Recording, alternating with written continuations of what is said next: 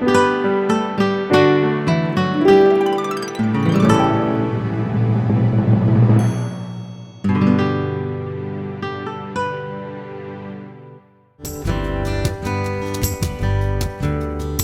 today's program, soil specialist Jason Warren examines the types of soils in our yards and gardens and how to make them healthier with organic matter.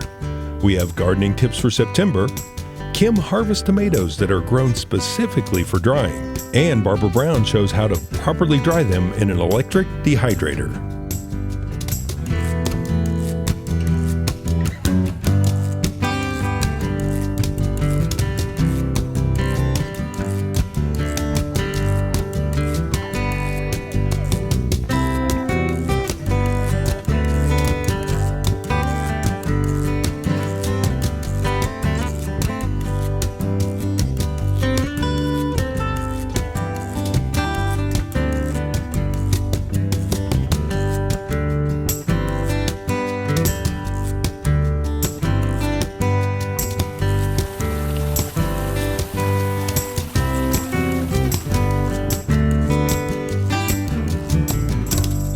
Oklahoma Gardening is a production of the Oklahoma Cooperative Extension Service as part of the land grant mission of the Division of Agricultural Sciences and Natural Resources at Oklahoma State University, dedicated to improving the quality of life of the citizens of Oklahoma through research-based information.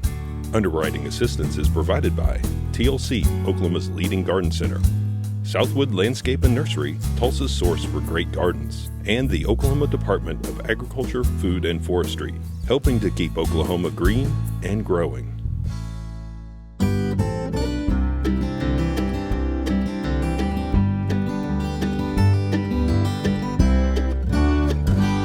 Today we're joined by Dr. Jason Warren, Associate Professor of Soil Science, and we're going to talk about improving soils today.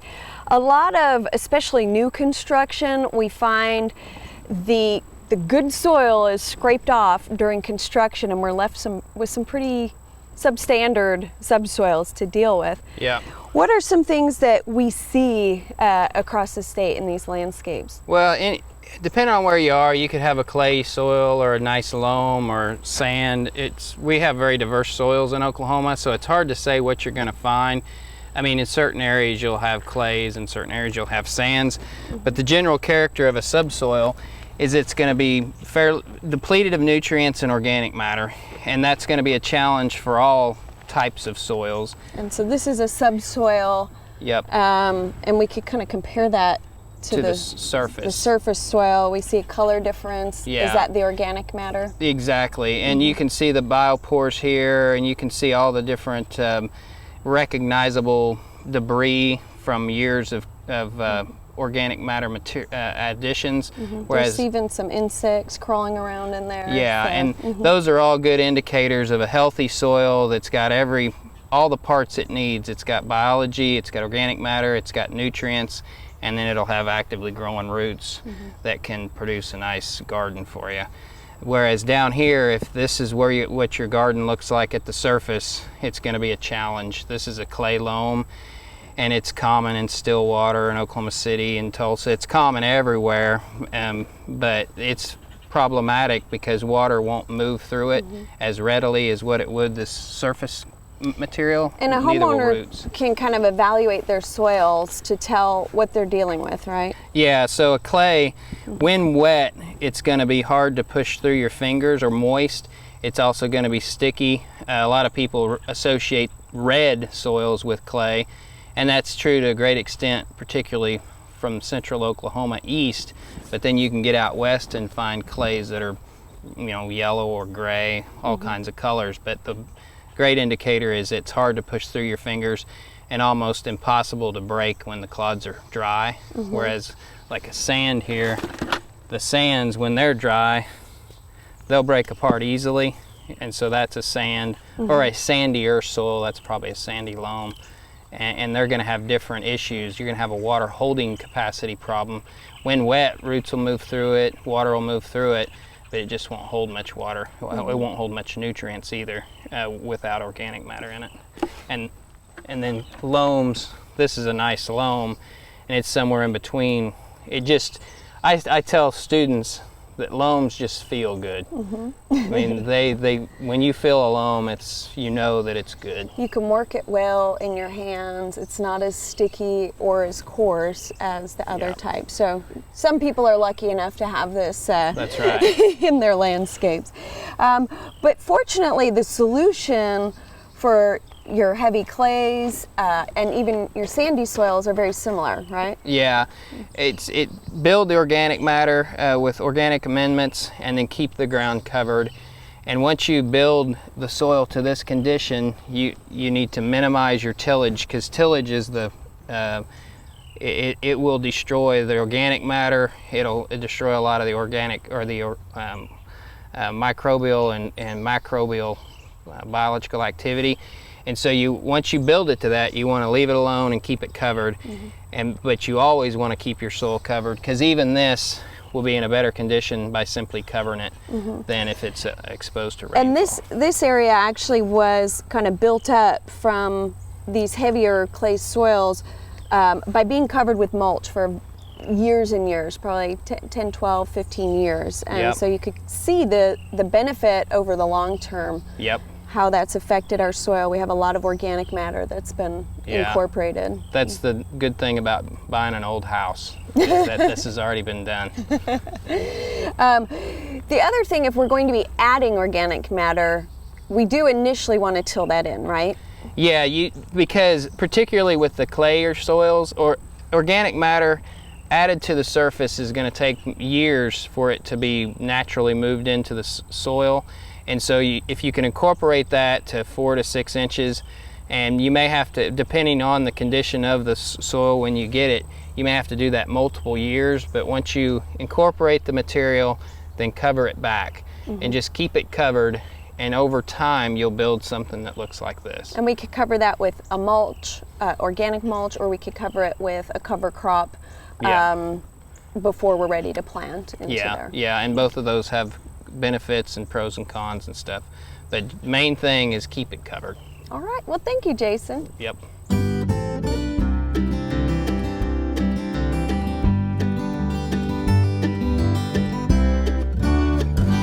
I'm Ann McMurtry, an ambassador for the Botanic Garden at Oklahoma State University.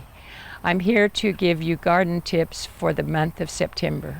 For landscape and general tips, seal up the house to keep insects seeking shelter for the winter.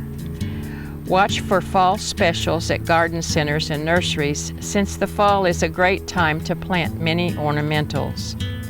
Plant cool season annuals toward the latter part of the month. Prepare your tropical houseplants that have been outdoors for the summer to return indoors by placing them in shaded areas so they can adjust to lower light levels.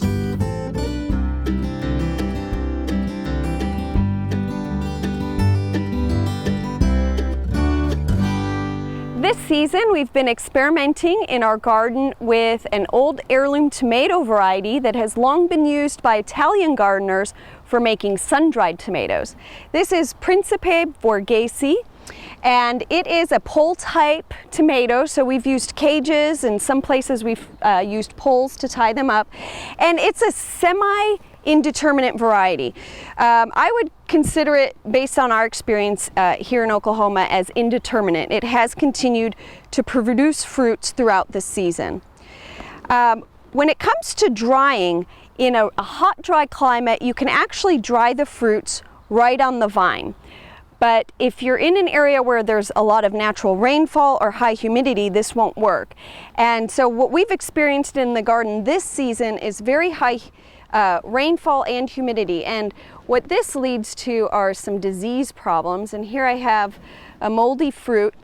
If you're drying on the vine, you need to restrict water to the roots. And you can do that if you're irrigating. You can just cut off the irrigation, but if natural rainfall is occurring, obviously you're not going to be able to restrict that moisture to the roots. So in that case, you need to either harvest the entire plant or individual trusses or branches of fruit and dry those individually. Humidity can also be a problem with disease growing, and especially if there's an insect or something that creates a little bite, or if the fruits swell and crack, you're going to get a disease organism in there. Obviously, we don't want to be drying and preserving diseases with our tomatoes. So it turns out that harvesting and drying these on racks is the better alternative for us in Oklahoma. And this is the way in Tuscany you would see gardeners drying their tomatoes. When all the fruits are ripe in a truss like we have here, this whole branch is harvested, and then we would lay that out on a wood rack for drying. Now, if you're worried about insects, you could cover it with a screen to keep insects out. Also, you would want to inspect, and if you have any fruits that are showing some disease, like this one has some soft spots and a little crack, I would discard that and only dry the healthy fruits. Now again, with the high humidity, that might not work. You can dry them if you on a hot, dry, sunny day, but if you're in a period where there's a lot of humidity, drying them in the sun might not be the option. There are some options that don't utilize the power of the sun to dry tomatoes. That includes drying them in the oven or in a dehydrator. And Barbara Brown is going to demonstrate how to dehydrate tomatoes using a dehydration method.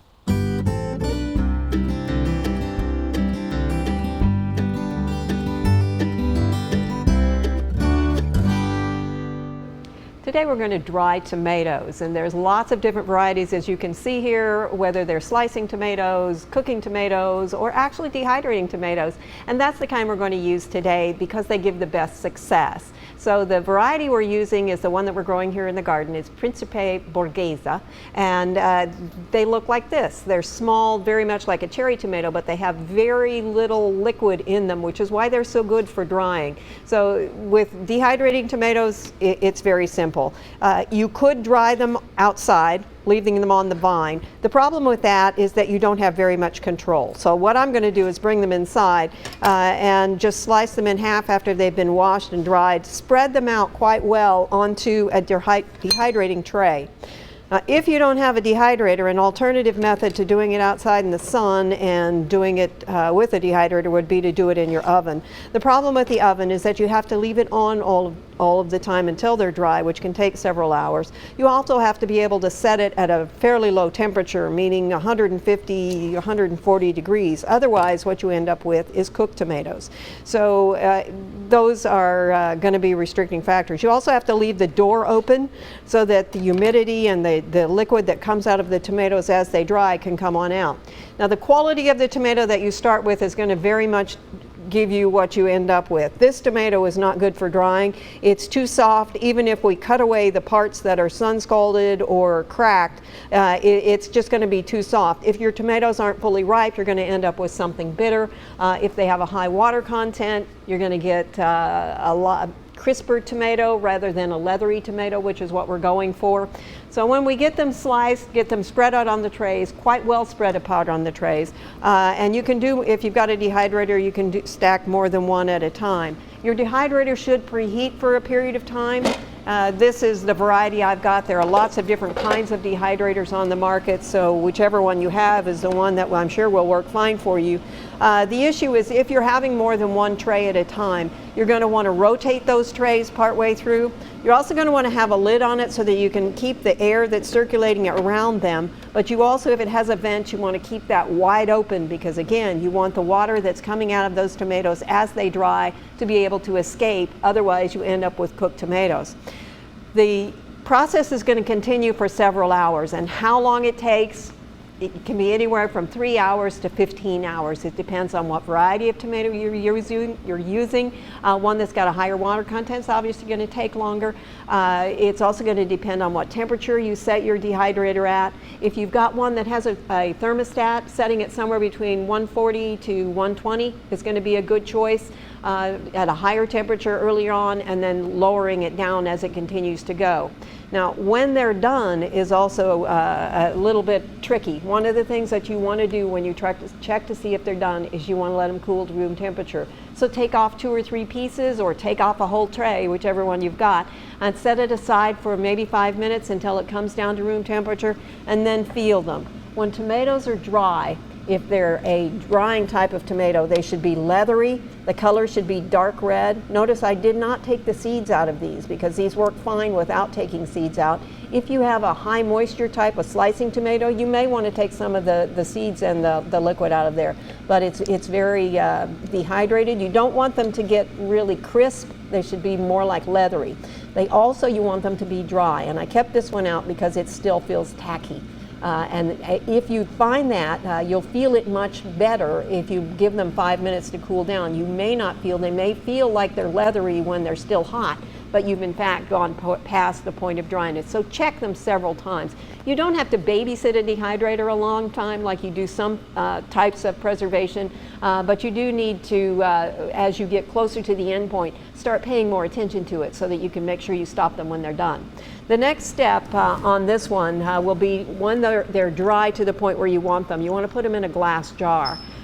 We do this with fruits, and tomatoes are actually botanically a fruit, so we're going to do it with tomatoes as well. This is called conditioning because the tomatoes are going to be different sizes, and so different pieces are going to be higher in moisture than some of the others, and we want to let the moisture equal out in all the pieces before we do our final storage. So we put them in a glass jar. You can come for 3 days and look at this. If you see moisture on the outside of the jar, that's a sign you need to put them back in the dehydrator for a little bit. Also open the jar when you're ready to store them if you don't see any moisture in there, and feel them again. Make sure that they haven't gotten any of that tackiness still left there. It may still be there, they're still damp, but not enough to come out on the side. So that would be the next step to working with that. When you finally get them to the point where you want them, you're going to seal them in as tight of a container as you can. So this jar is not going to be a very good choice because we have a lot of air in here. So a vacuum pack is going to give you the longest storage. If you don't have a machine to do the vacuuming for you, you can use any kind of a tight sealing plastic bag or freezer container that you can get as much air out of as you can. Now if you store them in the refrigerator, it's going to extend the shelf life maybe a couple of months. If you store them in the freezer, because remember we've started with maybe 14 pounds of tomatoes and we're now left with a half a pound, so you've really condensed the amount of space you're using. You can store those in the freezer and they'll keep for up to a year.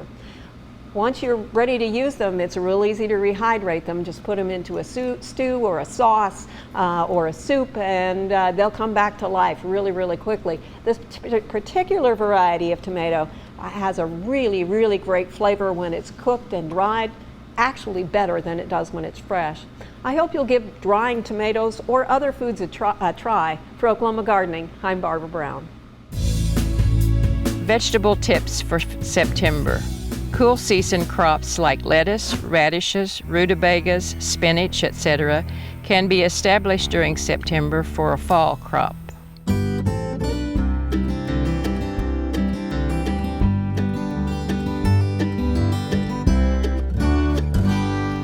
We're going to take a look at some of the organic materials that we can use in building up our soils. And these are not all created equally, right? Nope. Tell me a bit about some of our options. All right. Well, so like here you've got compost, and it's one of the most common, organic amendments that gardeners would use. The challenge with or the good thing about it is it's rich in nutrients. It's got a good carbon to nitrogen ratio. So when you apply that to the soil, you're going to be ready to go to grow your garden. The challenge is that because it's so high in nutrients, years and years of application cause excessive nutrient loading in the soil, like phosphorus, and we hear about phosphorus and problems that it causes with water quality. So I like to see a limit on this once your soil matures into a nice fertile soil. And that's where when we get into some of these other materials, they have lower nutrient value per pound of material, and so you'll be much less likely of building that nutrient content too high. Okay, and one of the lowest is fresh grass clippings. Fresh grass clippings are fairly good. I mean, they've got, because they're nice and fresh and green, and so they're going to have a pretty good nutrient content. The seed-in ratio of them is about 20-to-1, so you'll apply these and it'll take longer to release the nitrogen than it would from compost, but it will release. And you can build some nutrients from that, but at least you're not bringing them in from off-site. Compost, unless you're composting your own leaf clippings and yard waste, you're bringing that in from off-site, whereas this is just being cycled through your yard. Okay. And then the same thing with straw, it's an off-site deal. Now you used the term C to N ratio, which is carbon to nitrogen. So we're looking at the ratio of carbon and nitrogen that comes out of the material we're adding. Yeah. Just wanted to clarify that for viewers. Because see, the microbes, this straw or grass, this hay material, it's got a fairly high C-to-N ratio, probably about 50 to 60 to 1, or 50 or 60 to 1. So that means that it has, say, 60 carbon molecules for every molecule of nitrogen. And when microbes decompose that, they're going to scavenge the nitrogen from your soil and rob it from your plants that you're actually trying to grow, so they won't grow and or they'll be yellowed. So we need to be thoughtful when we use a material like that.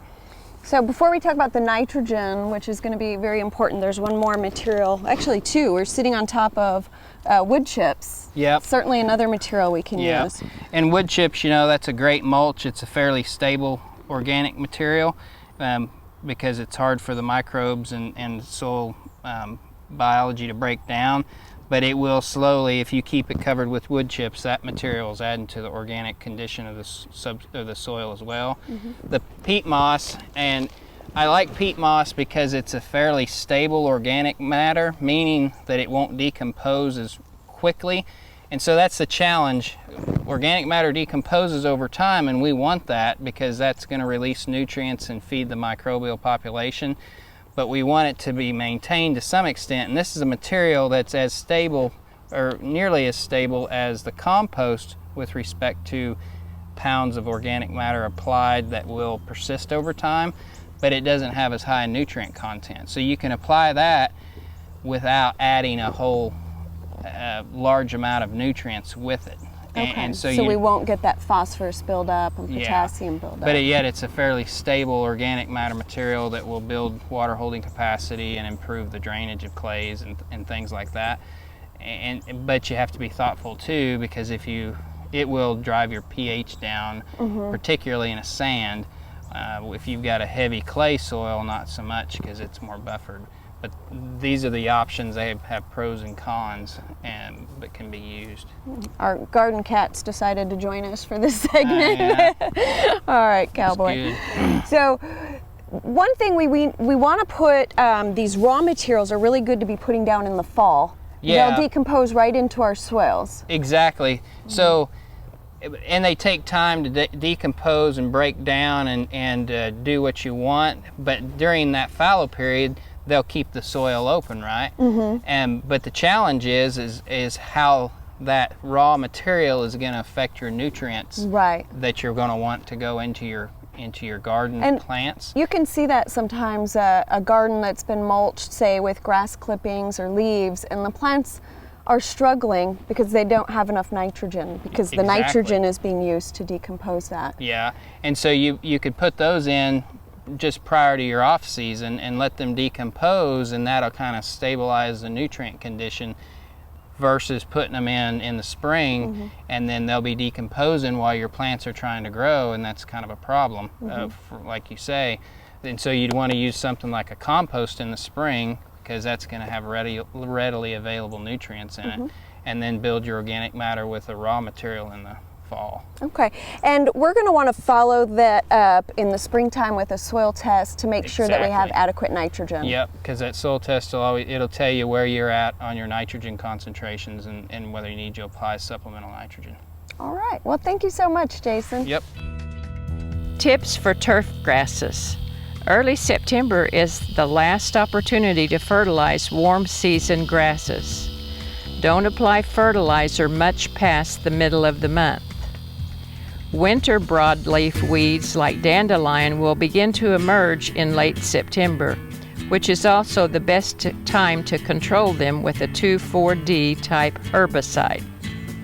If pre-emergent control of winter annual weeds like henbit, chickweed, or annual bluegrass, etc., is desired in lawns, the application should be completed by the second week of September. Do not treat areas that will be seeded in the fall. For more information on this, check out fact sheet HLA 6421. Plan to seed bluegrass, fescue, or ryegrass as needed in shady areas in mid to late September. Fall is the best time to establish cool season lawns. And you can refer to fact sheet HLA 6419 for more information on this. That's all the tips we have for September. We'd love to have you come visit us in the garden for our fall concerts beginning September 12th. And don't forget, our Garden Fest this year is September 20th, so come join us at Garden Fest.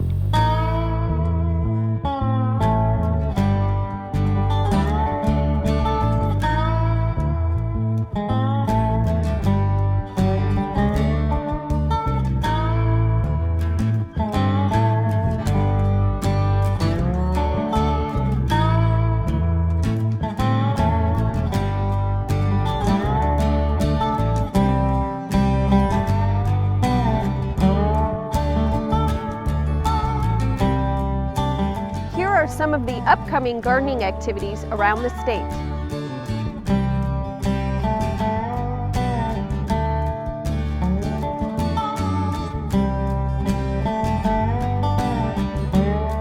Next week, we look at a new, healthier tomato with a unique hue. Extension Wildlife Specialist Dwayne Elmore visits with Kim about the progress of our native prairie restoration. Barbara Brown cooks a plaflugi, and we plant a lotus bed. Join us then for more TV You'll Grow to Love. For additional information, show notes, plant lists, recipes, and fact sheets, visit our website or contact your local Oklahoma Cooperative Extension Service office. Segments from this episode, along with hundreds more from previous episodes, are available on our YouTube channel, youtube.com/Oklahoma Gardening.